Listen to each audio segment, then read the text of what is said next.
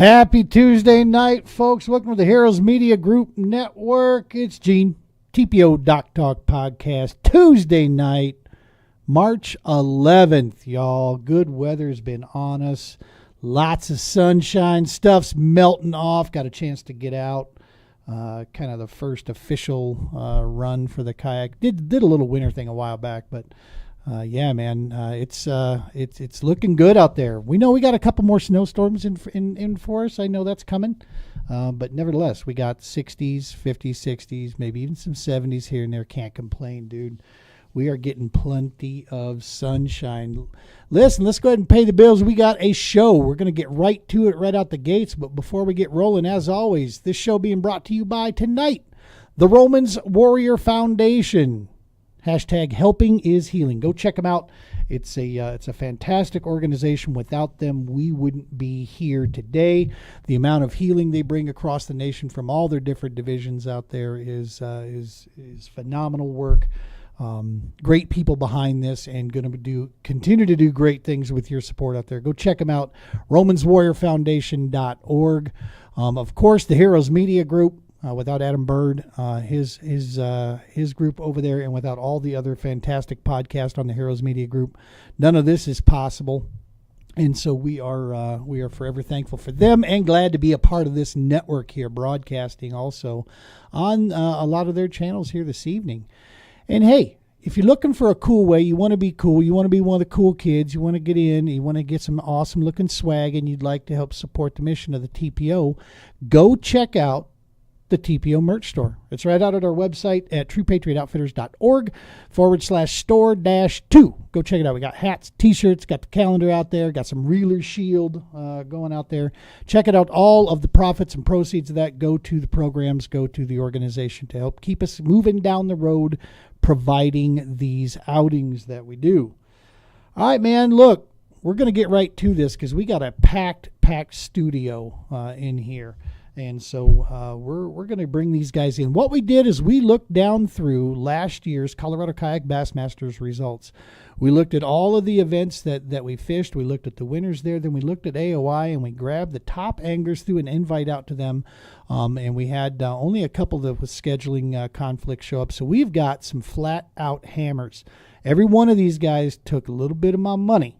So, boy, we're going to get into it tonight. We got the juice. We're going to sit there if we can figure out exactly how they doing it.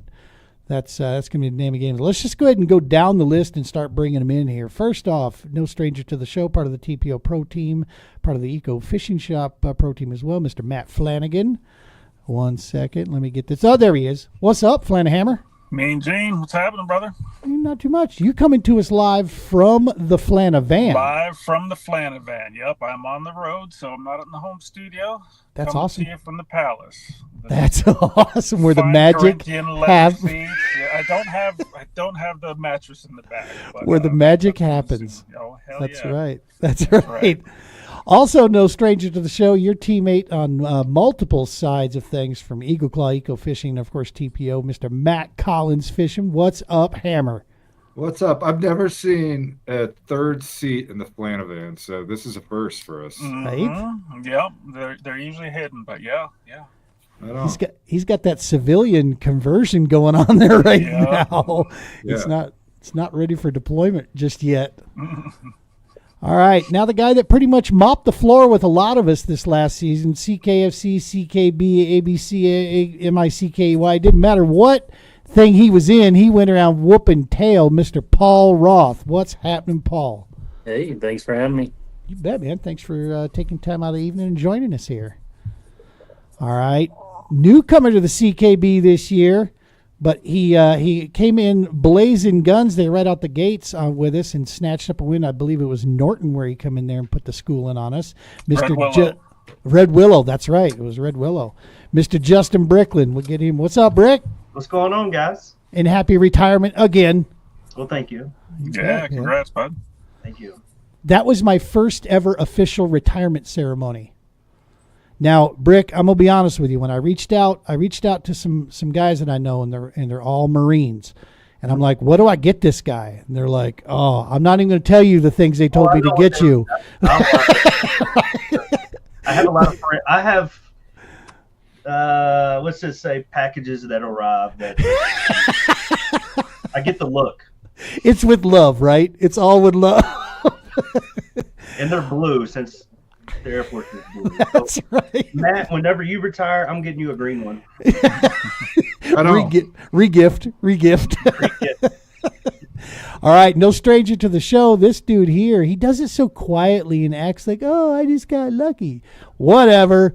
Let's bring him in, Mr. Chen Char. What's happening, Chen? What's up? You guys hear Here we me? go.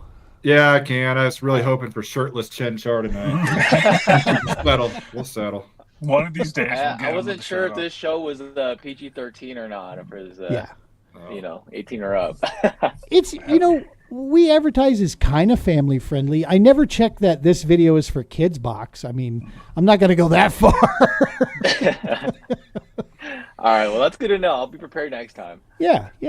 Well, listen, guys, thank you so much for taking time out of your day here in the evening for joining us on the show here. We're getting close to tournament season. It's coming up. Cabin fever is real right now for a lot of us. And guys, and gals out there, between the Colorado Kayak Fishing Club and the Colorado Kayak Bassmasters, they're geared up. The last bit of tackle warehouse orders are coming in. That ice is off. People are out there in the garage now, and they're checking batteries, checking stuff, going through PFDs, finding last year's bag of Cheetos in their truck. All the stuff is going down. And so what I wanted to do, we're going to basically just talk about that whole process of what's involved in this and just kind of tap on this. We're going to go round robin here. So I'm just going to start, and on my screen, I've got Flanagan, Collins, and then we'll just roll it on around. And if you guys, if somebody already gives your answer or whatever, it's totally cool, whatever. Just, and again, share what you're willing to share with us. Obviously, you got your juice, you got your stuff that you do for these kind of things, and the season is here. But nevertheless, anything we can do to help offer some help to anybody out there when it comes to this stuff. So let's start it off. Let's get rolling here, and pretty much you guys have all been on the show before, so pretty much everybody knows who you are here. So we'll just go ahead and just get into the questions. Organization. Let's talk about it. Flanagan, let's start with you. Do you have anything special that you do with your gear as far as like organizing from your garage, your man cave to the Flanavan to the kayak, or do you just have one depot and you pull out what you need here? What's kind of your go-to for organization? Not a lot, but that's more because I run pretty light. I'm not a tackle hoarder. I'm not one of those guys that has a pegboard with a ton of stuff behind, like Chen's got right there. I'm not. I buy what I need. 20 jackhammers, but not, actually, I'm exactly not even jackhammers. I buy like 3 or 4 at a time, and pretty much most of my tackle fits in my Yak Attack black bag. I bring just about everything I have as far as hard tackle and terminal tackle. Soft plastics, of course, I've got a bunch of different stuff that I pick and choose depending on where we're going. But hard tackle, I mean, there's old stuff that kind of falls by the wayside and gets left out of the box. But I don't carry a lot of backstock and tackle, so it's pretty easy for me. I love that. Yeah, I don't. Yeah. Because I know a couple of these other guys aren't going to be that way, and that's cool because I love seeing the variation across. It's gonna go to an overall point that we're going to make later on in the show that I want to basically impress upon folks that are maybe new or only 1 or 2 years into this. So that's super cool. So you just whatever you need, you order it, you get it, and away you go. Yeah, that's kind of always how I've been. It's just I don't. I don't buy a ton at a time. I don't get those giant tackle warehouse orders. It's like, right. 10 pieces at a time, a couple different things. What I know I'm getting short on green pumpkin jackhammers, better get 3 or 4 of them. So, That's awesome, man. Yeah. All right, Colin. All right, Collins, what about you? What's do you have like a main stockpile and then a interchange between what goes in the yak, or how do you load out?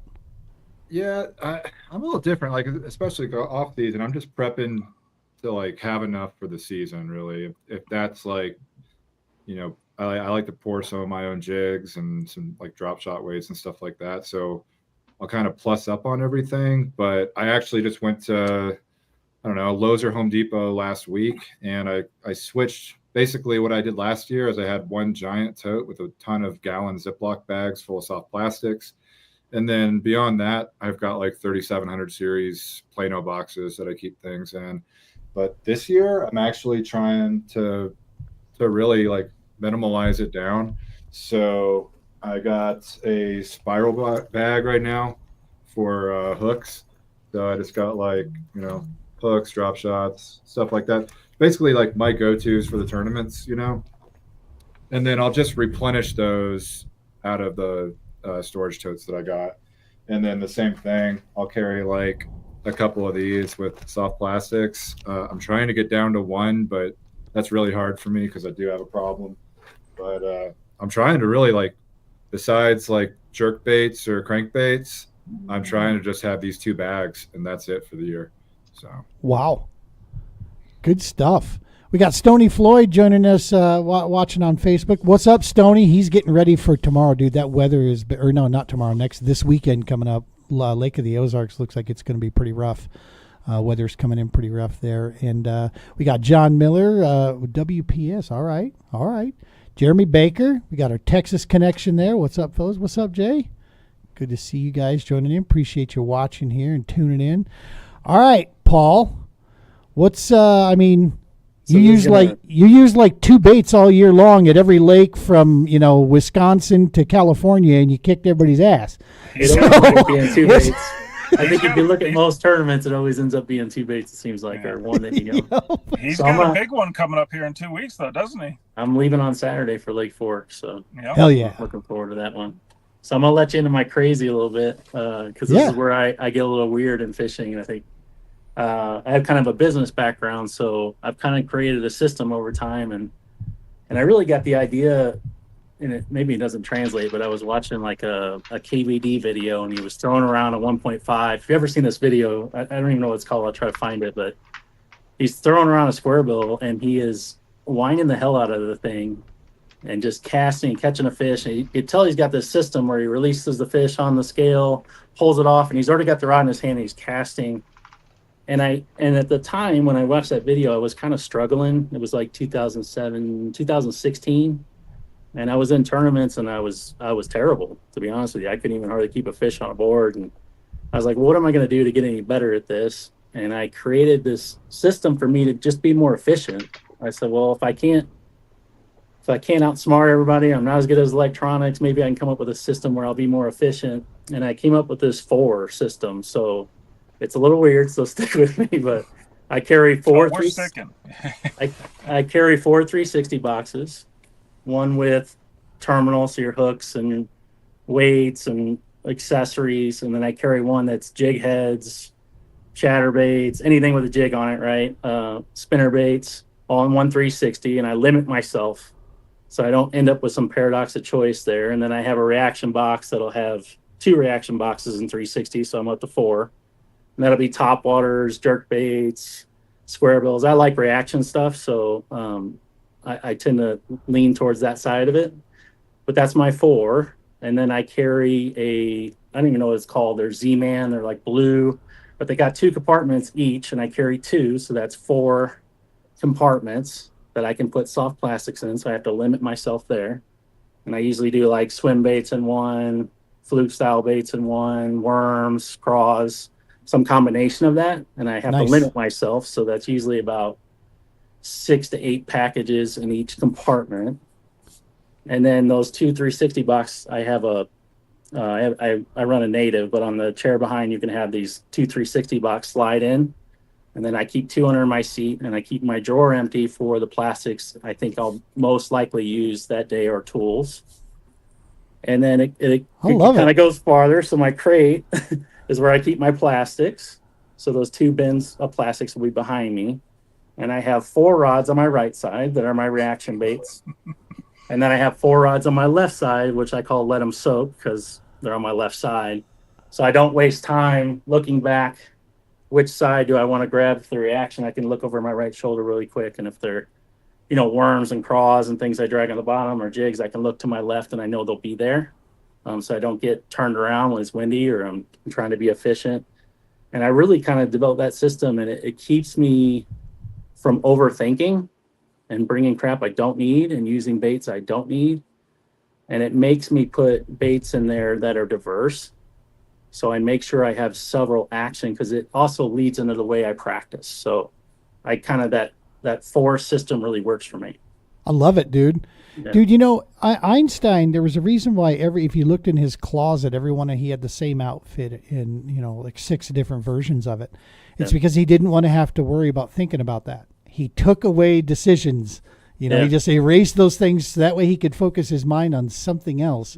Now, if you looked at my tackle room, it's a totally different. It's a freaking it's tornado. A mess of everything. I buy everything. I'm interested in everything. And then I force my mind down for tournaments into these 4, and I kind of through the week will be putting plastics in, and no, I don't want to do that, and I take them out, and then it's like this agonizing process till I get to like where I have to load it in the truck, once I put it in the truck, I never touch it again. I'm like, I made my decision. I'm going to live with it. And I love it. That's how I do it. Dude, I play mind games with myself all the time like that. Not as organized as you, clearly, nor as effective as you, clearly. But yeah, I feel that. That's good stuff. Bricklin, I get the feeling you're the polar opposite, dude. You're just going to grab a handful of shit, throw it in your backpack, and go. But talk to us. What's your MO on this? I try to keep it simple. The less thinking that I have to do about organization or anything else that would take my mind off of what I was actually doing. So I'll give you an example. Like, you have all these rods in the back and you got all these different type of setups. And then you're going to psych yourself out mentally, right? So in my mind, having it pretty basic, going to my strengths, even having some, I'm like a pattern fisherman. So I'll find the pattern and then I'll try to stick to it. So my organization for those days is a little bit, I know they're going to bite this. This is this time of year. I know I don't try to overthink it. And to be honest, I have one black pack in the back, and I put a soft plastic and weights and hooks under my seat, and I just go. Nice. Good. All right, Chen, we're coming to you. You got the bright light that's behind you there. Yeah, sorry, I forgot that we're past that daylight savings time stuff, and thought this would be gone by now. That's right. Your screen's froze anyway. So we've got like this. Yeah, we got this angelic view of you right now. It's pretty. Gosh. I'm gonna see if I can get a screenshot of this. We could do something with this one, I think.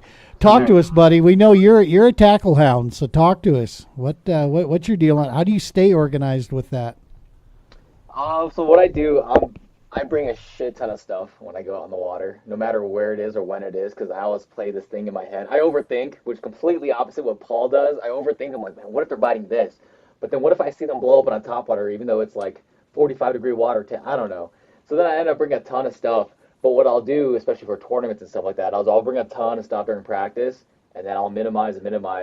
And if the kayak can fit it and I can get around, and it's not affecting me on the water in terms of decision making or time, then I'll bring it, just have it on the side just in case. I'll bring a frog rod or something. Like when we're at Pueblo, I'm not going to be too much frogging, but if I find a little cut where I'm like, oh, there's a little bit of mats there might be one in there, I'll bring that frog rod. But for the most part, I just organize tackle. I usually separate it between drop shot Ned, your craws, and your bigger plastics like Yamatanukis and stuff like that, worms, and then swim baits, straight tail swim baits, stuff like that. And I'll have those in 3 different bait bags or 4 different bait bags. And that's usually how I organize all my stuff, organize all my terminal stuff as well. And I just move stuff out with those Plano edges. It's easy to plop those little compartments out and switch them around. So I'll switch them around based off of what I'm doing or where I'm going. That's awesome, man. So would you guys all agree on this? This is an ever evolving process, right? I mean, you come up one season, you got one system, but then something comes up. As the longer you do this, you just continue to evolve. I know when I had to switch from boat to kayak, it was a culture shock for me. I got to be honest. And so what I tried to do is get the kayak as close to the boat as I could. So I was cramming everything in there. How can I get 13 rods in here? I need more stuff. And then I started down this path of less is going to be better for me, because I too, Chen, I also overthink stuff. At least I used to, a ton. And so then I started going to the minimalist route. Now I feel like I've gotten into a place where I feel like I've found, I'm finding a good zone. But would you guys agree? I mean, that it just ever changes. It just keeps moving down the line. Yeah, absolutely. And Oh, yeah. I think time on the water, and I think you just got to make it your own, right? I mean, that's, I think the biggest thing is find what works for you. I love that we have such a wide range here, from the tackle hounds to the minimalist to the, just, playing mind games, setting things up. I love that. Does any of this change, Flanagan, for you when it comes to that seasonal setup? Because like you guys, part of the Winter Rough Riders out there, I'm drawing out of that shit, because if it's freezing, screw that. I'm not interested. Just not for me. You guys can have the frozen rod tips. I don't want them. But does it change for you with seasons, adjusting to season? Does that affect your storage or your organization at all? It does, but I guess it's partially seasonal and partially just because it's always Pueblo we're at. And I just have the Pueblo baits that I know I'm going to be bringing and throwing, along with not being a tackle hoarder. I'm also not a rod hoarder. I have, I think, 10 or 11 rods and reel combinations total. I only bring 8 at a time. So I don't have a lot of, I don't have to think, do I want that medium moderate action, or do I medium, heavy action? I don't have to think about that. It's all kind of the same stuff. But yeah, for winter, I'll downsize. Surprisingly, I won't throw a chatterbait, believe it or not. A lot of drop shot. That's a lie. I saw him throwing me one the other day. Yeah, well, I didn't count that as winter. It was 60 degrees. All right. Yeah. I'll throw stuff like a blade bait that I never throw during the regular season. That's something I only throw in winter, is a blade bait. Nice. Yeah. And for us, that's pretty much Pueblo, right? I mean, wintertime, Pueblo, that's pretty much our only option. What about you, Collins? What's does anything change for you with season stuff? Do you start swapping out, for organization, or is it just the same routine, just different bait selection? Yeah, so I fish as much as I can in the winter, and the reason for that is just time on the water. I'm just trying to learn as much as I can, and Pueblo is really the only thing open here. I went down to Havasu and fished that one, but really for me, I find that I take more stuff than, this is kind of like over the winter is where I kind of realized, like, I was taking so much stuff, and I'm taking 8 to 10 rods, and I don't hardly re-rig in the winter. Tournaments, I'm more likely to, pre-fishing, maybe like change a color up and do that stuff. In the winter, it's trying to find, what these fish are actually going to react to. So maybe that's a blade bait, maybe that's a hair jig or something like that, where I can see, and I'm scoping, so I'm seeing, is there a change in fish behavior? But yeah, I'm trying to get better about it, but I do find myself in the winter, I'm using more like 4 rods. I throw an A-rig in the winter a lot more. I throw a blade bait in the winter. But really, the whole reason I'm fishing the winter is I'm trying to figure out the fish behavior of what are they doing different, when are they gonna, like, and then when do they change? Like, that's the big thing for me. So, went out last weekend, obviously, we can feel it in the air. The season's starting to change a little bit, and what are the fish doing different? So for me, it's a lot of times the winter fishing for me is less about catching fish, because you might only catch a couple a day, but you're getting information on every catch of, okay, where are they today? What's the water temp? And, kind of all that stuff, and what's making them change. Because if you're going to fish a tournament on that body of water, 3 months later, obviously they're going to be in different places, but they're going to stage out into maybe the mouths to the creeks that they'll go in or something like that. So I just like following them around and seeing how their behavior changes. I can't hear you, Gene. Did you lock up? Nope, we're good. Oh, there we go. What that also helps you do too is eliminate water, right? Which as we know, some days that's the best that we can get is just the elimination of water. So at least no, they were here in the wintertime and they should not be there now, type thing. So this is where they should be, traveling this direction or whatever. Paul, do you ever get out in the wintertime too much, buddy? Or are you like me where it's, fuzzy bunny slippers and hot cocoa? I used to fly fish a little in the winter. I've been trying some BFS stuff for trout in the winter just for fun. But no, I'm not a winter fisherman. I would prefer no winter at all. Right. I could decorate a palm tree, bro. I know I could for Christmas time. Yeah. I would rather sweat than freeze any day. Yes. I used to be the opposite, but now I'm there. Bricklin, what about you, man? You get a chance to get out during wintertime much? Well, I did with you guys here recently, and I forgot gloves and praised Flanagan. I'm a duck hunter, right? So I thought I was good. No. I got some extra ones. That man's got everything in his kayak. He's Yeah, you do. Take this one. It was 20 degrees out. He said, I didn't bring any gloves. I didn't think I'd need them. What the hell are you talking about? He's from Arkansas. Oh, my God. And then I was like seeing the ice on the end of my rod I was going, oh, no. Yeah, nope. So I would have to push it down. So I'm getting used to Colorado weather. So it was a different experience. Ice cutting my line. Chinchar was there to kind of give me some, pats on the back. It's okay. And I saw Gene on the bank going, this is cold. I'm going home. And I was like, oh. Yep, I'm done. I'm out. Chin is part polar bear.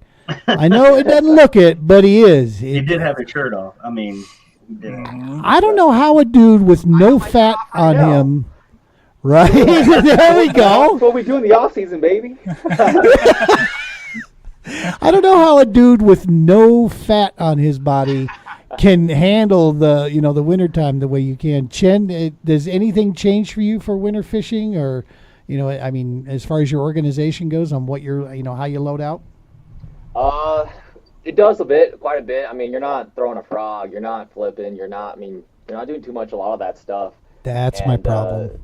Yeah, I mean, a lot of it, even drop shotting. Like I've struggled this winter with drop shotting. I mean, they want something reactive a lot of times, especially on Pueblo this year, for example. They wanted something different, right? So I threw a flutter spoon, and I still throw a flutter spoon right now, and I've been doing really good on that, and that's been able to get the reactions. But you could try a chatterbait and but you can throw a chatterbait, but you have to work it different, right? You can work it like a blade bait, and that'll sometimes work as well, right? You're hopping it out the bottom, so it's not always the different baits, but just working them differently. So like a jerk bait, I'm not working them as fast as I was in the fall. In the fall, you could just rip them and they chase like crazy. But now you're having to be really slow, longer pauses, change up maybe the fall or the suspend, how it suspends and stuff like that.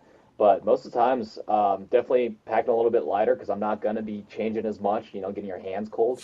So I'm trying to rig up everything. So I'll still bring a ton of rods, but I'll bring less tackle just so that I don't have to change up. Yeah, that makes sense. Good stuff. Hey, we got Stoney out of Kansas City here, wants to know something, Flanagan. What weight rod do you throw your chatterbaits on? So you would think I would have a definite answer on this since everybody just considers me the chatterbait guy, at least in our clubs, but I'm still trying to figure it out. I mean, it's always around 7 foot, 7'1", just because that's my most comfortable. Medium heavy, but I go back and forth between fast action or moderate action. And I've heard both schools of thought, and I've had luck with both of them. I think I'm leaning towards liking moderate action better, but medium heavy, moderate action, I would say, is my preference. Sharp hooks, moderate all day long. Yeah. Not so sharp. Get that fast rolling. Right? Yeah. Gotcha. Good stuff. All right, guys. Well, listen. Let's move on to the next one here. Let's talk a different little subject here. Let's talk about you setting out for the tournament season. You see the schedule. It comes out, and you start seeing the lakes that are on that list. One of the first things that a lot of guys will do is obviously start getting to your maps. Start looking at either your Navionics, looking at your, whatever's on your phone, picking up Google satellite view, looking at Google Earth, whatever the case may be. What tools, when you're looking at, and talk, if you will, about lakes that you know that you've been to, compared to lakes that you've never been to. Just if the, what kind of differences besides time. We all know that. We know that time is a big factor. But what tools do you use for your map study, online or on your phone, or is there something out there that you think gives you an edge? Flanagan, what do you got? I don't know that it gives me an edge because everybody uses it, but Google Earth Pro, the one where you can go back in time, when the water's at its lowest and see stuff that's usually underwater. That's my main thing. I don't read a lot of contour maps just because I'm not an offshore guy.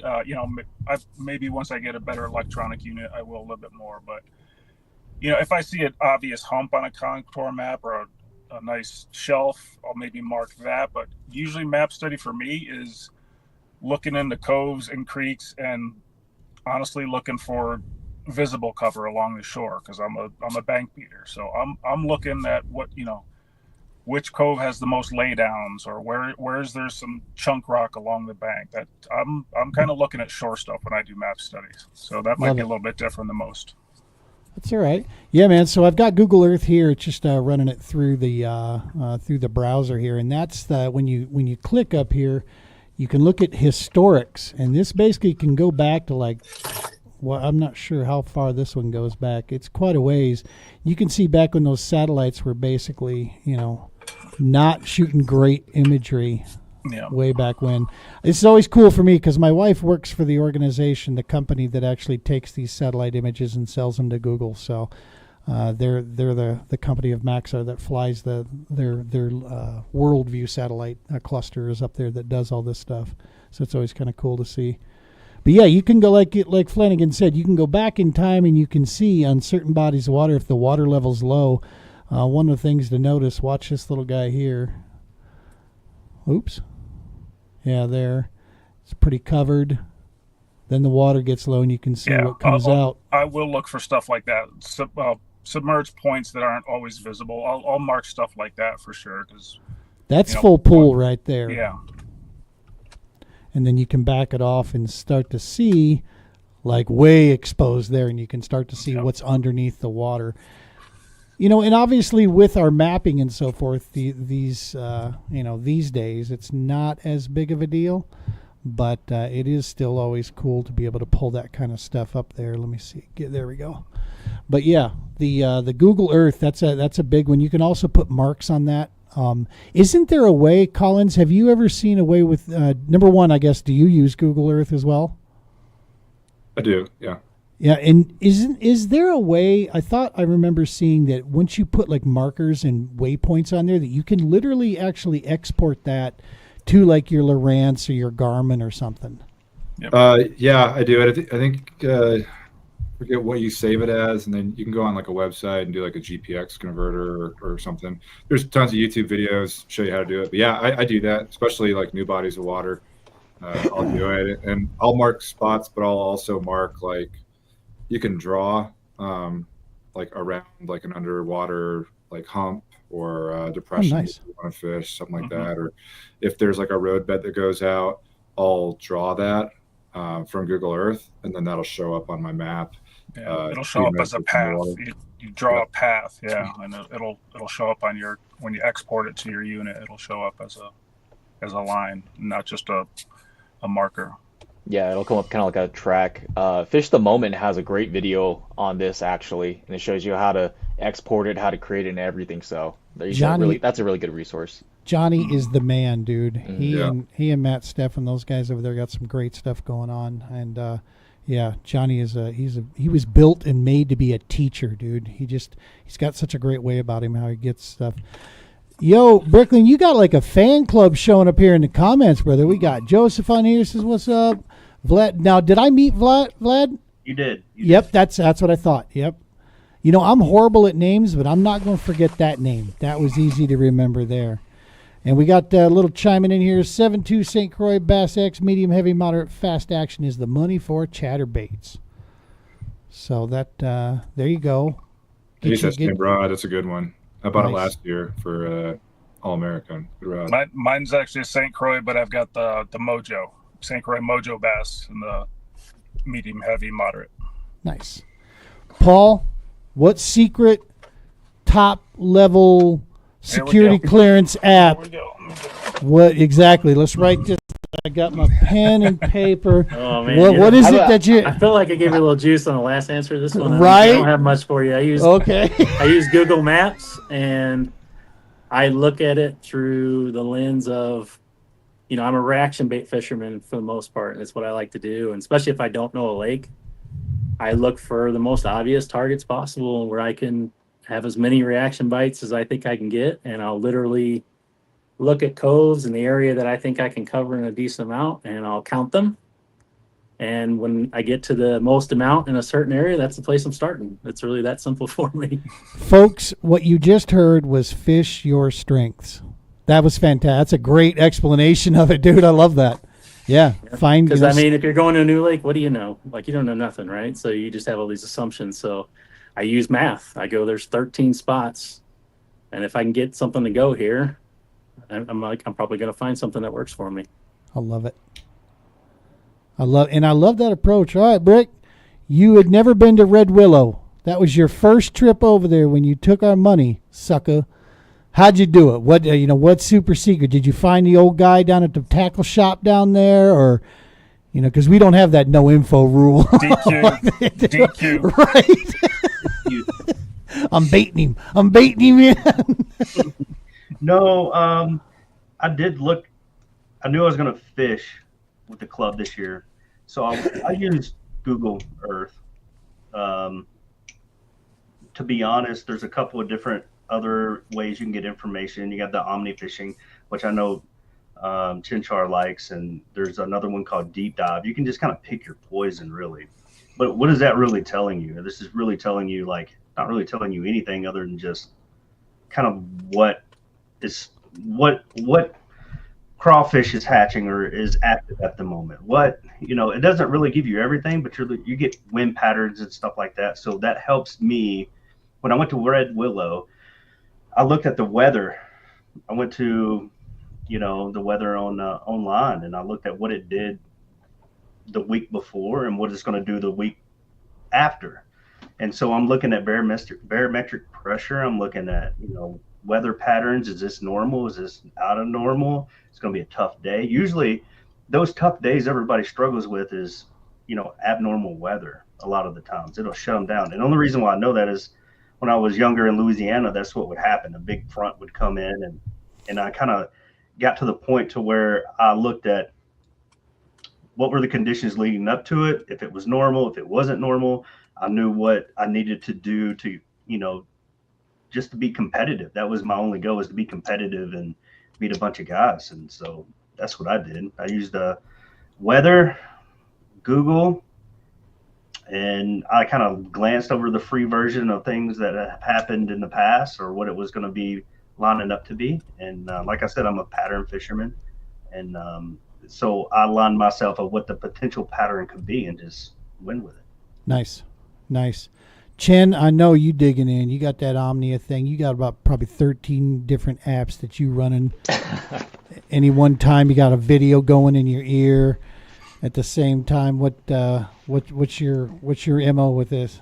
No, I usually just fly UAV above and see what's going on. Just kidding. See, I'm pretty sure Collins has got some U.S. military grade shit that he won't share with us. He flies over in his helicopter, and that's all he needs, man.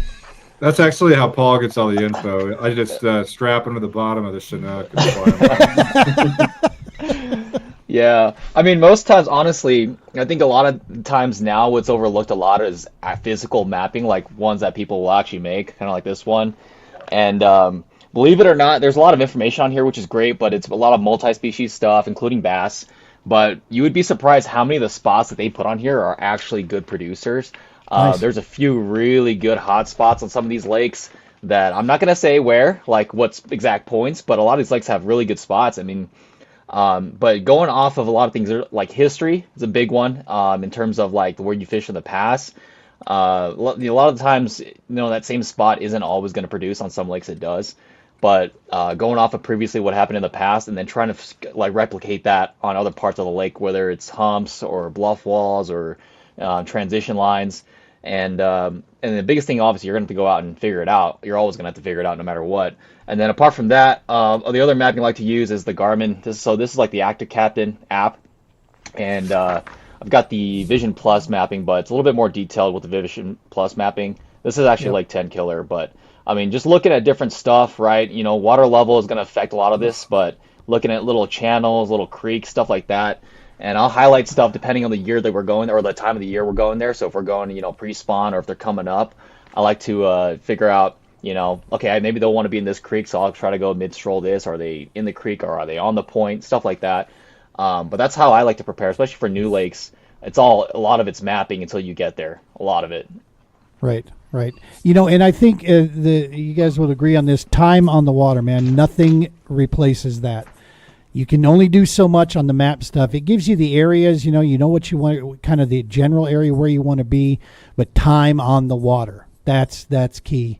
Listen to what the lake's telling you. Like Colin said earlier, even getting out in the wintertime, he's watching the water, he's watching the fish, he's listening to what's going on there. That's huge. Good stuff. All right, so we've got the lake figured out. We kind of know where we're going, what we're going to do. It doesn't really matter if we know it or not know it. I mean, it changes up a little bit, but it's still pretty much the same, standard role. Let's talk practice here. How many days, and I'm going to go in different order here of guys, how many days, let's go with a body of water that you're not confident on. Maybe you've been there before, but you're not confident on it. How many days do you want of pre-fishing leading up to the day of the event? Paul, let's start with you on that. What's kind of your normal routine? Start with you, who? Paul. Oh, me. Okay. I'm like, I didn't hear Paul. Okay. Oh, sorry about that. Must have cut out. For me, I think my sweet spot is 2 days. 2? I can get by with 1. I don't like more than 2 because I just feel like I get too many ideas in my head, and it ends up not working out well for me. 2 is that magic. If I had to pick, but I can get away with 1, and if I've been there enough, I can get away with history. But 2. I was going to say, so on waters that you feel confident on, 1, still 2? Yeah, 1. I mean, mostly when I practice, I'm just trying a bunch of random things. I got my systems of 4, right? So each one of those baits, I really prefer when I practice that they are very different from each other. They're either a wildly different color or a wildly different action or vibration. And really, I spend my practice. I have this theory that I know there's points and there's these laydowns and there's spots on the map, and I really feel like there's fish on almost everything. And it's really like, are you telling the right pickup lines to pick her up or not? And is it speed? Is it color? Is it cadence? That's more important than the spot in my mind. So I'm really trying to, first I really start wild colors, wild baits. I like a lot of this JDM stuff. That was my MO back in the day. I'm really at the club. trying to do something that is counterintuitive and that I think other people won't do because I'm competing, right? So I don't throw a drop shot. I don't throw an Ed rig. Because I think those things are widely used and I avoid them on purpose. And I'm always trying to create an interaction with the fish that I don't think they see. Because we're all fishing the same points. We all have maps. We have, there's forward facing sonar now. No fish is hiding. So how are you going to trick them? And that's kind of what I focus on in practice. And I just try to eliminate, like, oh, they're not interested in this. They're not interested in that. And I just keep dwindling down until I find a range that I think they are interested in. And I try to hone that. Love it. Anybody else different from the 2 days? Anybody more than 2 days? Yeah. So I ran into this last year, and I've done it to myself multiple times where it's a new lake. I just want to spend as much time out there as I can. But especially if it's like a 2-day derb, I'll end up running into the point where it's like by the second day of the derb, I'm just ready to get out of there. Because I'll spiral out the same thing. I think 2 days is great. that being said, like I'm doing 10 killer for the Bassmaster, never been out there. I'm going to fish every legal day I can, but I'm going to purposely have a day off and like reset 2 days before the tournament. So, and I'm not going to fish a lot of those days. I'm just going to graph around and see what, kind of if things are matching up to what I saw in mapping and stuff. But yeah, I'm the same way. 2 days is probably enough, especially in state. I was going to say, in our waters too, man, it's not as if there's, like Paul said, it's not as if there's, secret spots anymore on our waters. There's just too many of us out there that have been around and we've seen it. The data's there, and you can't really like go fish a cove that no one can see you in. None of our lakes are that big. We know where it's at. Justin, you were shaking your head. Yes, you like more than 2 days? I do. Prefer? Yes, and I'll tell you why. You have a lot of people that go out and practice and they get confident in what's going on. So this is kind of like the conundrum about Colorado. I always hear like, oh, I went out and practiced. This is what they were biting. When you go and disturb, this is just my opinion. When I study behavior is whenever you go and disturb it, a lot of the times they'll switch it up because they've been pressured. Like, oh, they were biting, spinnerbait this day. They were very active. And then you go in and you sore lip them for 2 days. It could cause that herd of fish, which is what I like to call them, to change whatever they're interested in. So you might go back to that same spot and you're like, oh, wow, they're not biting here. Not saying they're not there, because I know I don't have a graph like a forward-facing sonar. And so that's kind of like another option that a lot of fishermen have. Like if they're not there, they can go find them and find something that they can sit on them and wait till they're active and get them. But for me, I want to try to have something that I know that nobody else is going to be trying to catch them with. And sometimes it works and sometimes it doesn't. Like I'll get spanked by somebody with forward-facing sonar and sometimes I'll spank them. It's just it's not really that big of an advantage until, my method may be an advantage versus somebody else's. So if I go and out practice fish too close to the tournament, I get false confidence of what I should be doing and I could spin out quick. So I always recommend that at least 2 weeks before to kind of get an idea of what's going on, what are they doing, and kind of see what pattern is going to develop over the next couple of days according to the weather and the pressure that they're experiencing. So if I know that I'm going to go fish, this is just for you guys that are going to go fish for the Bassmasters coming up here pretty soon. It's like you're going to have like how many people are going to be on that lake practicing? Yeah, you may find them, but what happens whenever you go back to those fish and they're not doing the same thing you thought they were going to do? And so then you're going to start to spin out. So it's almost like, I'm not saying it's not a good thing. I'm saying, sometimes you got good days, sometimes you got bad days, but I always often find that if I can go out and not disturb them as least, as minimum as possible with enough time, it'd be great. But if you have forward-facing sonar, I would recommend going and fishing like Matt said.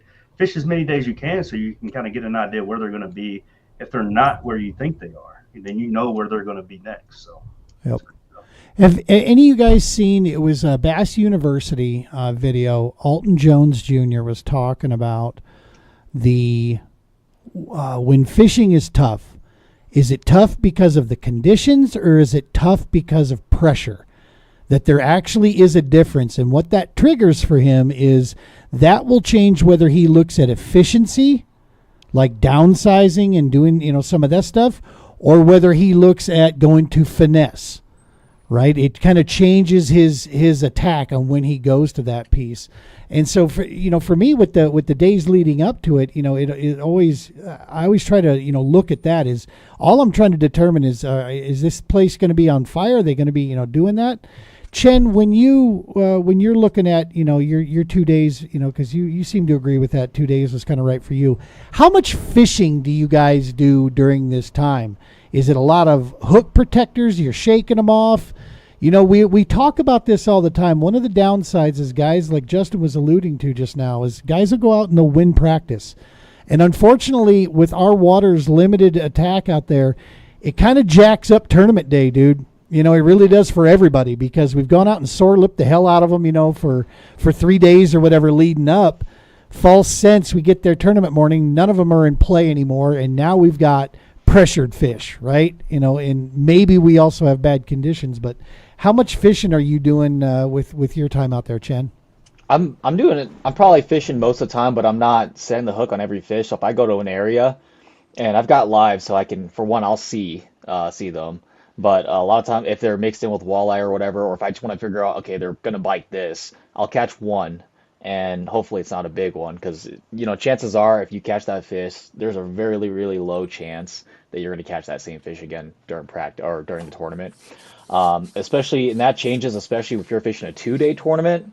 I don't like to hook into much fish at all. If something bites a spinnerbait at Norton, it's most likely going to be a bass or a wiper. I'm going to tell you that right now. All right, it's going to be one or the other. And if you're getting bit all the time, it's probably going to be a bass. But especially at Norton, for example, I got there, fished 1 day or 2 days, 1.5 days.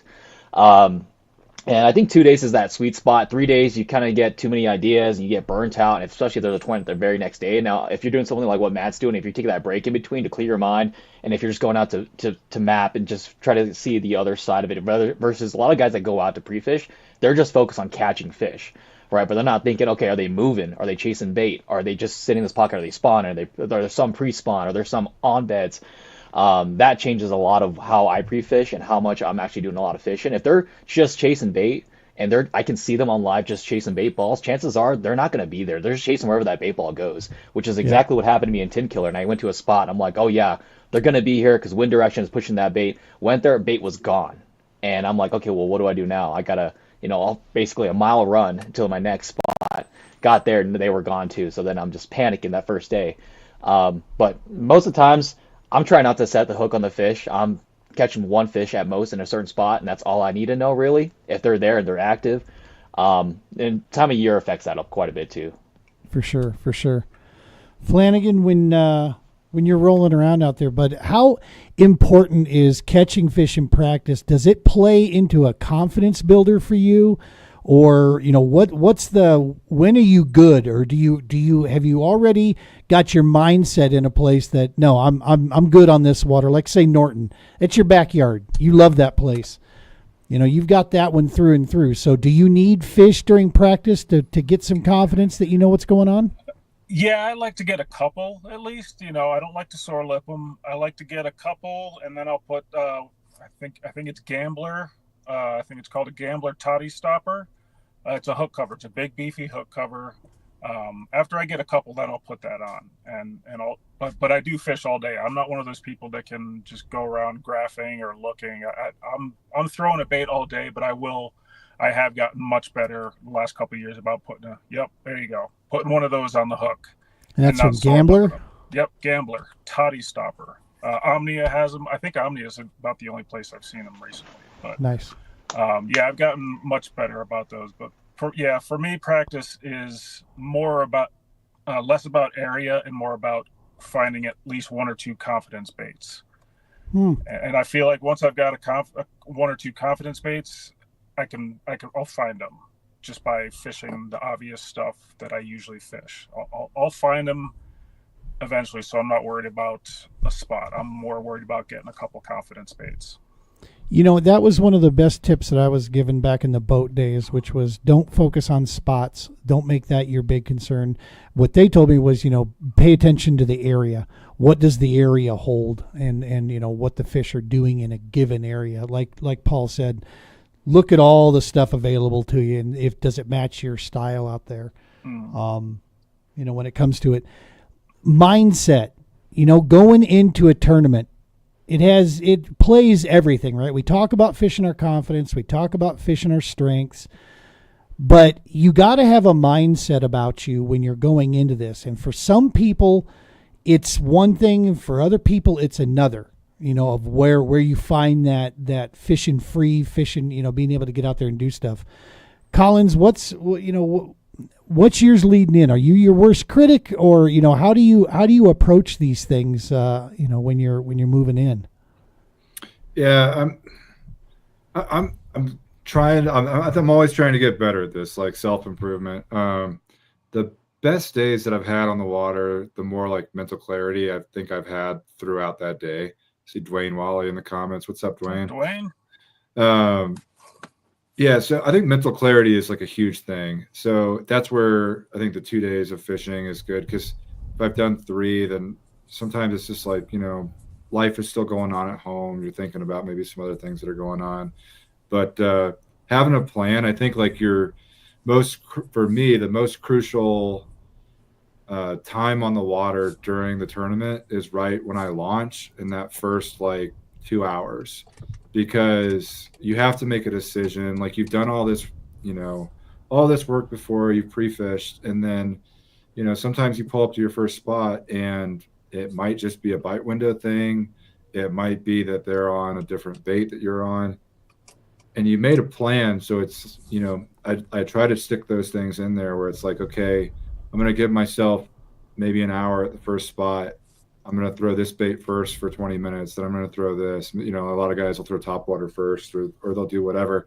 But I think like sticking to a plan is something that can help you. And then I always try to keep like a good eye on like how many fish I'm catching over the day, because really like 5 fish over an 8-hour tournament, that's less than a fish an hour, right?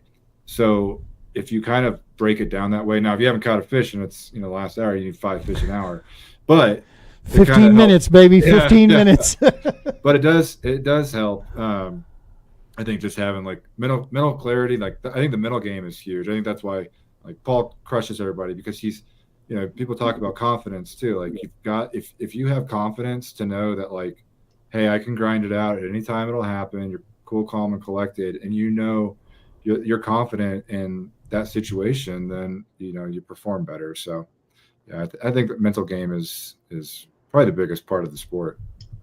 Yeah, I agree as well. And Paul, that's clearly, you approach this, like you said, with a business mindset. So you're looking at efficiency, you're looking at these things. What do you do for yourself? Like, do you not change your underwear 3 days leading up, or I am a little suspicious. Like, right? If you notice, like if I'm winning, I start wearing the same hat all the time. Right. Because I just it'll sweat through, and I'm like, I gotta wear this hat, right? You're not superstitious, but you're just a little bit stitious, right? Yeah. I definitely got a little bit of the tism, maybe. But I practice this thing, and it's kind of ridiculous, but it works for me. And I think about irrational confidence, and I just believe. I tell myself I'm going to win, even though I know it's irrational. Winning fishing tournaments is one of the hardest things you can do. I mean, if you win 5% of the time, you're really good, right? Even professionals. But I just tell myself there's no way I'm not winning. And I just keep telling myself that, and it seems to work out. I have a couple other quirks, like I try not to look at the leaderboard until noon, because I just don't want to face it mentally, because I think I'm winning, right? I have this, and I have long since, not that I don't care about my competitors, but I don't think about them anymore, and I do it intentionally. Good. I'm fishing against fish. I'm not fishing against humans. And it's me and them, and am I going to outsmart them or not? And that's just the approach I take. I love it. Bricklin, confidence plays in your game. There's no doubt about it. You go out there, and I mean, where you came from though, bro, I mean, you've got like the pedigree, right? I mean, Arkansas is no joke. There are hooks that have come out of Arkansas. So you kind of grew up around this. Bass fishing's always been a part of, that piece there. So how do you, going into these waters though, it's a different bird. How do you keep that confidence going? It's a little bit like Paul. I mean, my religious faith, like you got to be faithful. When you go into a situation like that, you got to be confident. You got to have patience. And, I'm a G-Man fan. So one thing that he said the other day was, he kind of spoke kind of how I view it. Even though you're not going to win, that you may not get it. That leaderboard kind of gives you motivation to actually, like the 2-day tournament over at Norton, right? So the 2-day tournament, I lost. I can't remember who was around me, but the fish slid off my board. Jumped right back. That was the first time that's ever happened to me ever. And so having to reset and going in day one with only 4 fish instead of 5. And so then turn around and making the ground up and getting either in the top 10 or right outside the top 10 for for that tournament. I mean, that's kind of how I look at it. I love looking at the leaderboard because it makes me change my mental attitude. Like for Red Willow, Matt, I mean, I saw it in Matt as well. Like, how long did you stay at that beaver dam? And you just had faith whenever you heard that beaver start banging the log. Like, that's just testament to all of us of, you got to go in knowing that you probably could get your butt beat by everybody in this whole crew we have. It wouldn't take that much. But if you have faith in yourself or patience or even confidence, then I think that pulls you through all those. You're going to have, like I said, you're going to have good days and bad days. You're going to get beat. It's just how you respond. I love it. Flanagan, you and Chen are like, humble pie eating MOs, but I always wonder, is he doing it just to turn the knife, or is it just that, is he doing it because he, because you clearly got to have confidence, bro. You're not lucky. You do you, and you've done it on a national stage, Hammer. I mean, so it's like, no, you got to know that if given the time, you're going to put somebody to sleep, right? I do have confidence, but I have confidence that I can catch bass. I never have confidence that I'm going to win a tournament. I never go into a tournament thinking I'm going to win, which is probably not a good thing. You're supposed to have that mindset. I just don't. But I do have confidence that I can catch fish. So my mental thing for me going into any tournament is just have fun. Like, I'm all about, we don't make a living doing this. I'm all about having tournament fishing. For me is fun. And if I'm having fun, I'm going to fish good. And I can go in with confidence knowing I can go down the bank and I can catch my fish. I might not be on the winning fish, but I'm going to have fun. I'm not overly competitive. I'm one of those guys that will talk to anybody on the lake. You can roll right up next to me and fish right next to me. It's going to be cool. Well, most people can. So whatever. And I was the same way when I played hockey. I was the guy that was tapping the guy on the shin pads during the phase. Hey, bud, how's it going, man? You doing good? All right. But of course, if he hits my goalie, then it's a different story. Then I'm going to see red. The switch is going to get flipped. But for the most part, I'm out there to have fun, and that's what keeps me positive. Chen, you strike me as a very confident young man. You know what you're capable of. You know what you're getting into when you're out there, but yet you keep yourself grounded. That's what I see and what's most impressive about you, at least to me, from this old guy, the gray beard over here. What I'm seeing with you. But how do you approach that? How do you manage that? If you're not grounded, this sport will definitely ground you for you. It'll do it for you. Don't worry about it. But most times, I have confidence, but I don't like to fish off my confidence because, for me, at least personally, it's led me to make poor decisions or different decisions than I would have if I was just fishing the moment and saying, oh, this fish did not like a pink chatterbait, instead of like, I've got confidence in this pink chatterbait though, like they have to be biting this, right? And I'll go throw that around everywhere. It's like they were biting this for the last 3 days or whatever's going on. So I try not to go off of confidence, but I like for like certain lakes, like Trinidad, I have confidence I can go out there and catch bass. I'm not saying I can go out there and catch 219s and 18 or something, but most of the times when I'm on the water, I'll look at the leaderboard just to see what the bite's kind of like, so it doesn't dictate my fishing or at all. Or even if I'm in the lead, I'd still look just to see what the fishing's like to get an idea of what's going on, especially for 2-day tournaments. But for the most part, I just like to fish the moment. Sometimes it's going to happen for you, and sometimes it's not going to happen for you. And from what I've realized is the more I try to force it when I look at the leaderboards and I'm not doing well and I see somebody's got 83 inches and I'm like, gosh, man, I'm doing something wrong. But really, sometimes it's just you're in the wrong place or the wrong time, or it's just it's funny. Matt had one of these. He showed me one of these when we were fishing together. They freaking make them. Oh, they make them. Yeah, Morning dawn. Yeah, morning dawn. Jackhammer. Wow. Throw a green pumpkin trailer in there, you've got yourself a stock trout, stock rainbow. Yep. So. Dude, it shows you what kind of mental game I have right there. You said pink chatterbait. I don't know anything you said after that. So I'm immediately Googling over here. Yeah, you're good. Chatterbait. But I do like to build confidence before going into tournament, just to get you in the right mindset and get you in the right mood and stuff like that. But I don't want to build too much confidence where it's affecting what I would be deciding to do. I mean, there's two different. A lot of people, they'll have confidence. They're like, okay, I have confidence. I know if I can't catch him here, I'll go here, and they're successful at that too. But for me personally, having too much confidence just makes me make the wrong decisions. Yep. And isn't that the truth? It's decision making. That's whatever gets you there. You got to feel. Jordan Westerman once told me this. He goes, you got to get to the point, get your confidence, get whatever you need, get yourself to the point where you believe wholeheartedly that the next decision you make is the right one. So that every day when you're making these moves, maybe it doesn't pan out, but it was still the right call and you did what you should have done.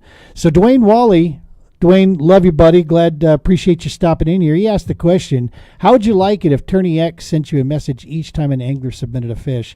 I need to echo Mr. Collins' response to this, which is, I think it'd drive me crazy, but I do like this, but maybe a change in the top 3 leaders would be awesome. Yeah, like a leader change.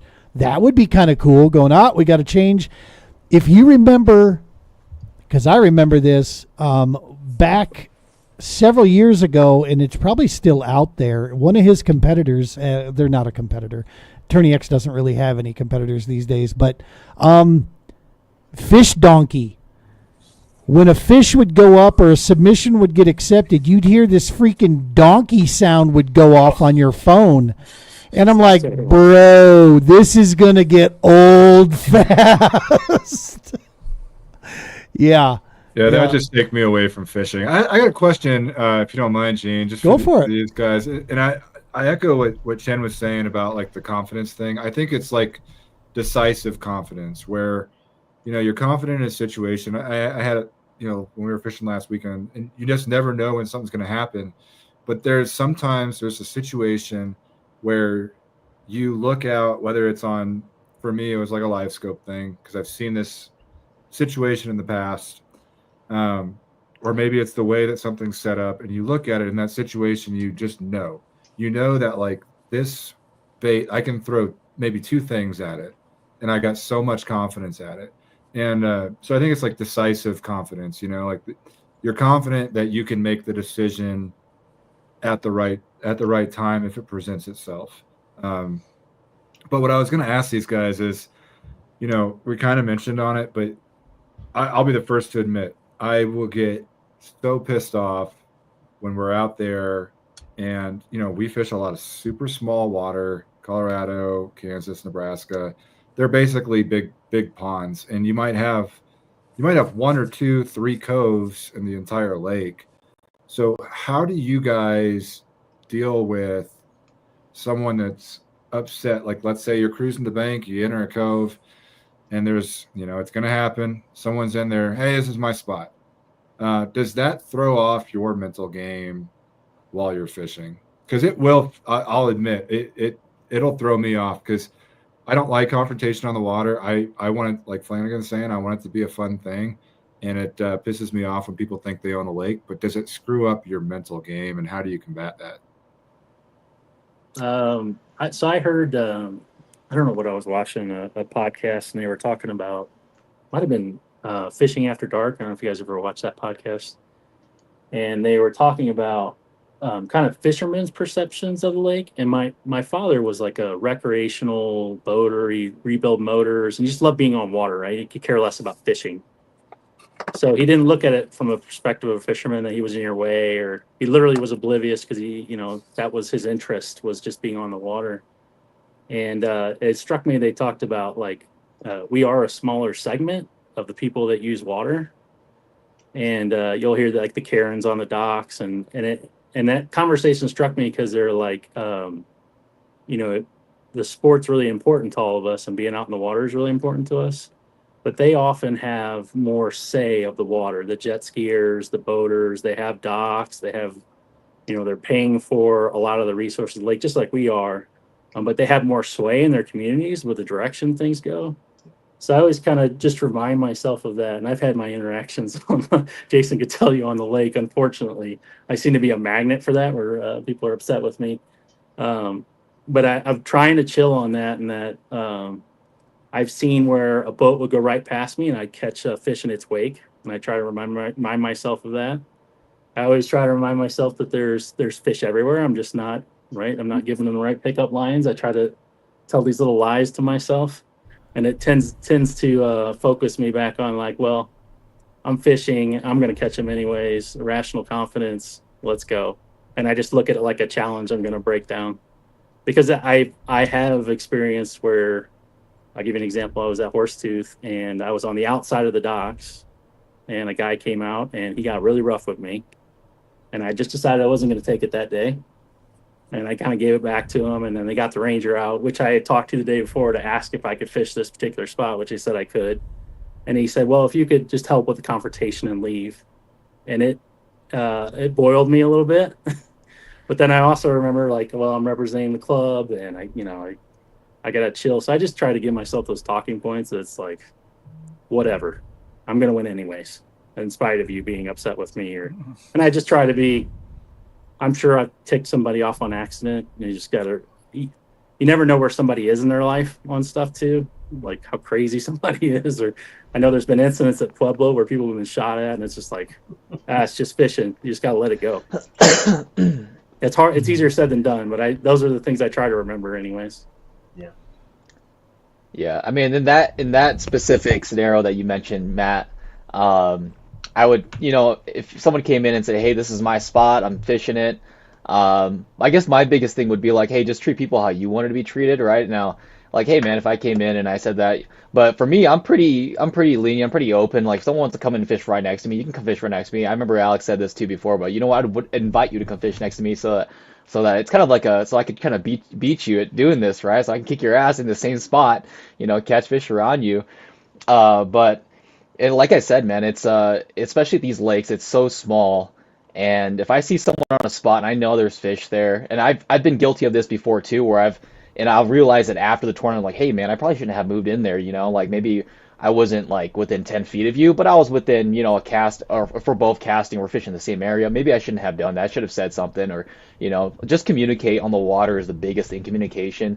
Like for example, if I'm at Pueblo and I'm close to the docks, I'm not fishing the docks, but I'm close to the docks, and if someone were to come out and say something, I would probably just leave. I wouldn't even, there's fish around the other parts of the lake. I'll go do something else. It's not to that point where I want to make a big deal out of it, because then at that point it's just going to ruin my day. It's going to ruin that person's day, and then now we're not having a good day. Now I don't really want to fish anymore. So I never really let it to get to that point, but especially when it's angler to angler, just talk it out. And if you don't know that angler, just talk it out, right? I mean, it's fishing.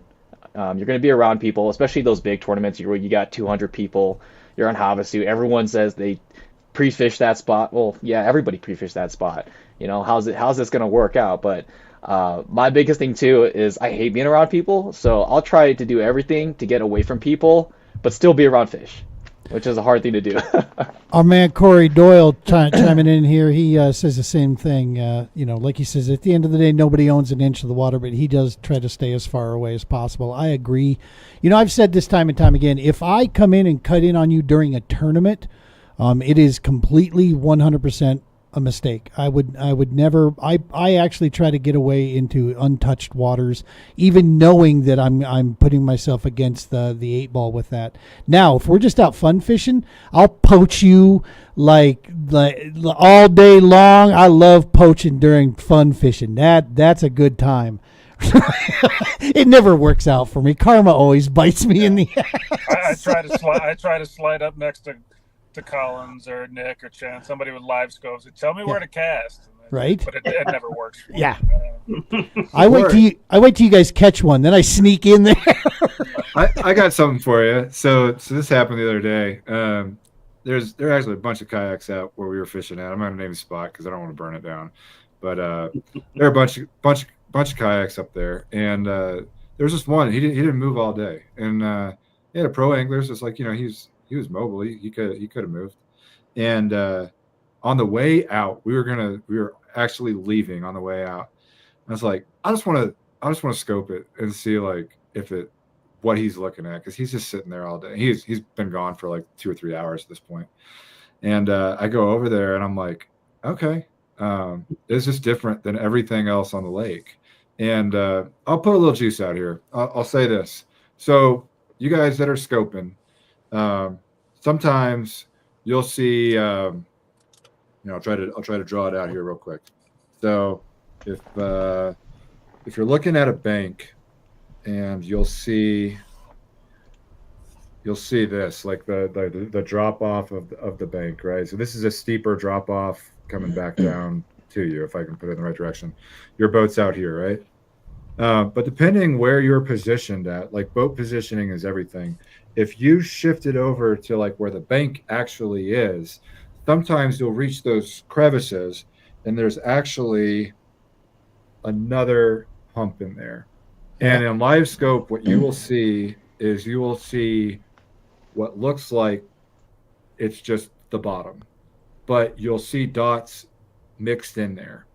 And what you're seeing is a false bottom of the ground, depending how you're looking at it. I did this in Havasu, fishing little eddies that had little bowls inside of them. And you could get on the other side of the bowl and you could still see through to it because of the way your beam's coming down. But what you're seeing is it looks like the ground, but you can see the dots in there, and you'll see them sometimes swimming around. Those are bass that are a lot of times untouched. And I saw that, and I was like, I fish bluff walls like that all the time at Pueblo. Yeah. And I saw it, and I pulled that 6-pounder out of there. And awesome. Just seeing something different that maybe somebody's on when you're pre-fishing. If someone sits on a spot, for hours, go check it out. No one owns the lake, like they're saying, or pre-fishing, and it's all strategy too. I mean, don't go burn someone's spot down, but if you see something, you're like, oh, what's different about that, and then you'll learn something from it. Yep. No, yeah, that comment. Sorry, I saw that comment too. I was gonna say, just saying hello or just making communication goes a long way versus just rolling up or doing anything without saying anything. Especially if you're going to fish at a dock and there's a dock owner or whatever, without saying anything, it's most times if you say hello, how you doing, how's your day, most times they're gonna let you fish their dock. Most times they're really chill, or even if they don't let you fish their dock, they're still really cordial. But without saying anything, especially if you're rolling up on an angler or an angler's rolling up on you, that leads to a different interface, I'd say. Yep.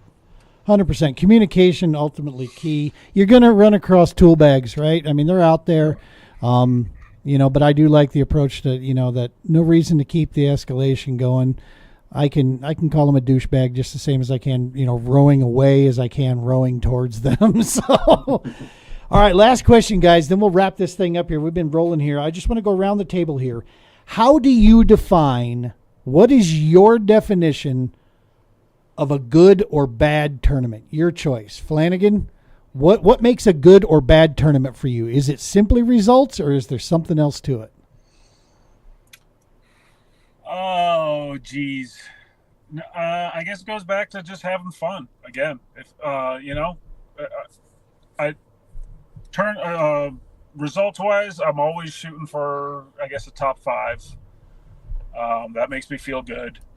But if I finished in the bottom 5, but I was fishing next to a buddy all day and we were cutting up, and Weatherall was making me laugh all day or whatever, it was a good tournament.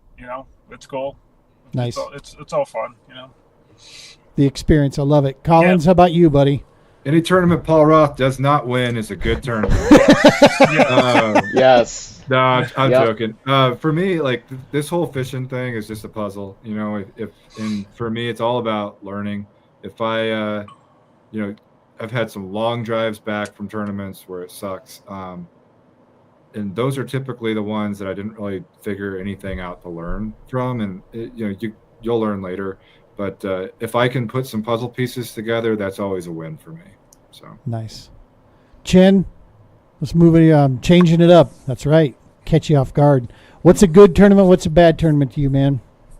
Oh man, fun is a big part of it for sure. I could be in last place, but if I caught a million fish that day, I'd be like, you know what, it just didn't happen this day. I caught a ton of bass, but you can't choose what size the bass eats. I mean, unless you're bed fishing or whatever, you can see them on live. But Most of the times it's how I evaluate how I did that tournament based off, the decisions I made, if it was the right decision based off of what I knew or what I shouldn't have done. A lot of times you don't know either. But I used to be this thing where it's like, I got to place a top 5, otherwise it's a shit tournament or whatever. And I think it was a year ago I fished with CKFC at Pueblo, and I was just hammering smallmouth, but I think I placed 12th or 14th. But man, it was such a great tournament. I drove home with a smile on my face, Yep. Right? And I think a lot of it is just based off of the fun portion of it more so than the results itself. Bricklin, what about you, buddy? I think how well you did during the challenge on top of just fun. Number one's fun, but how well did you do if you were remember when we were on Red Willow, and I think there was a couple other tournaments we had that year where just the wind was just kicking, right? And everybody, it was a lot of fun, but the challenge of it, to be able to turn around and look and say, I was in a kayak and I caught fish and I was able to have fun with my friends. I mean, I think that's, at the end of the day, like you said, we're not making a killing out here doing this stuff. We're doing it for fun. So the more we have fun at it and we help each other, and thanks, Matt, for helping me out on CKFC during the charity event. I don't know a lot of things about Colorado fishing when it comes to trout fishing or something like that in the kayak. You take me down south, it's a different story, but here I think it more or less it's just everybody that's with us, just keeping a positive mental attitude. And how well did you when I'm talking about something goes wrong, when your kayak breaks down, you flip your kayak, there's so many things that could go wrong, but how did you handle it? How did you come back in? You're Nice. proud of yourself that day. And I think that's kind of what I take away from it. I like the competition, but at the end of the day, if I can beat Paul or Matt or Flanagan or even Chinchar over there, that's the highlight of the year. I mean, you're not going to get. It's so hard in our division, in our club. If you do well or you come out and you feel proud about yourself, that's the main goal. All right, Paul. So besides fat checks, great pickup lines and all kinds of awesome hardware, what's a good tournament? Do you remember what it's like to have a bad tournament? I mean, can you recall that far back? I blinked last year. I blinked at Horsetooth. It still kind of hurts a little bit, but for me, it's obviously the fun and being around the guys. And I mean, I've loved fishing since I was a little kid, and being outside is almost like a spiritual experience. So that trumps everything. But that's right. And you're from Missouri, right? You got it. Yeah, it's in your pedigree as well, man. Yeah. And I guess what I always try to learn something from every tournament, whether it's bad, good, because all those things can help you. But my favorite tournament experiences are progression, where you incrementally figure them out through practice, and then through the tournament you keep making little incremental changes. And then my favorite tournaments, you catch that fish in the last 5 minutes that makes the difference. And Right. those are always the tournaments that stick out in my mind. It's like, man, I figured them out. And to me, that's the puzzle of figuring out the fish is really the thing that gets my juices going, that I always want to try to figure out. And can I catch them a little better as the day goes on? That's awesome stuff. We got Jeremy Pierce, our brother, tuning in here for us. He says, Justin, if it hasn't been said already tonight, congrats on your recent retirement ceremony. Got Jeremy now Jeremy retired, what was it, last year? I think so. Yeah, from the Air Force as well. So that's awesome stuff. For me, this is something that has evolved. Back in the boat days, it was a different thing on what was a good tournament, what was a bad tournament. Kayaks, I had to change my mind up a little bit on this because all of a sudden, the blanking on a tournament wasn't as uncommon. Just because there's a lot that goes into it, especially when you're fishing big bodies of water like Lake of the Ozarks, Table Rock, and you're getting on those bigger bodies. You can just guess wrong every now and again, get in the wrong area of that lake, and just not be, in the zone with this. But for me, what it's boiled down to is fishing clean. That's the first thing. Is did I execute? Was it? If I know why I didn't place and get a check, then it's a good tournament to me. Really, I'm gonna, like you said, I'm gonna take these little wins and we're gonna keep building on them. I felt like I ended on a pretty good string, last year with Norton. The fact that I was able to put limits up on both days, considering what my tournament season had looked like prior, dude, that was a big win for me. I drove back from there with big smiles because I fished a crankbait out in that wind on the damn near by myself. Nobody else was out there. Nobody wanted to deal with that water. And I was hitting, I could never lock up that 18, 19, level fish that I was hoping that, that I'd see. But, so for me, it's that fishing clean. And like you said, the little pieces coming forward. But, well, listen, guys, this has been awesome, awesome stuff. It's cool to have these reminders no matter how long you've been doing this. But it's also super cool, hopefully, that somebody's, maybe new coming in a year, they're brand new, they're thinking about coming in. The CKFC, we live in a great state that has two really awesome clubs. CKFC, very welcoming club, lots of stuff you can learn there, through those guys. Paul, you're a tournament director for the multi-species this year, right? I am, yeah. Awesome stuff. Awesome. So that's a great series for folks to get connected in with, and get locked up. When you're feeling frisky and you're, willing to spend a little bit more cash out there and you want to, gamble the money a little bit, CKB is definitely there. I do tell people openly that if you're brand new, don't. Okay, because you're going to be a donor, all right? It's just going to happen because there's a lot of us that are still donors that have been doing this for a lot of years. But at the same time, if money isn't a big deal, you're not going to find a friendlier group, but I think all of our clubs in Colorado are that way. It's a great group of people out there. So, gentlemen, thank you so very much for this. I got to give a shout out to Eagle Claw. I got 4 of us sitting here with Team Eagle Claw. That's awesome stuff. Appreciate that. Of course, the TPO guys, you guys have been fantastic through this. I'm looking forward to thinning out your checkbooks a little bit because you want to talk about irrational confidence, Paul. I've got some right now for some reason. And that TPO Norton first week of May, we are going to wreck them. That's right. We got our first field ops. I like your confidence. Keep it up. We got our field ops event coming up May 2nd through the 4th. We're gonna we got a couple guys we're bringing out of Nebraska. We're gonna bring them down there to Kansas, and we're gonna fish Norton. Man, it's gonna be a good time. We're gonna be camping out and hopefully just smashing on them. And I'm gonna name spent several first week of May in Norton, and we're not gonna be able to keep them off. It's gonna be awesome. I hope so, because one of the guys we're taking there fished a boat tournament there, and he said he heard 25 pounds was going to win it. They got there, and the entire field, 2 fish got weighed in. It was a bad day in April. They ran into a really bad stretch there, so I'm like, all right, we're going to get redemption for you, buddy. Don't you worry. We're bringing in the big guns. We'll be fine. That's awesome. All right, boys. Well, listen, thank you, gentlemen, so very much. I'm looking forward to having you back on here on the show. Like I said, folks, next week we got Luke Ruth next Tuesday night. You don't want to miss this cat, man. He's a stitch. Guy is a lot of fun with a pile of fishing knowledge on him. And at the end of the month, we got a heavy hitter name we're going to bring in. We're going to wait a little bit on that just to confirm, make sure we're good to go with that. But yeah, we got another big name, along the lines of those Marty Hugheses and the Jody Queens. It's a pretty popular dude we'll be having on the podcast here, so it should be pretty awesome. Speaking of those guys, we got to get them back on here as well. That would be all right. All right, guys. Any final goodbyes there? Anything you want to say? I got a heart out right now. I got to get into my daughter's choir concert. See you, fellas. All right, buddy. We'll see you later. Good, buddy. I do have one thing. I hope you guys do great this year, just not better than me.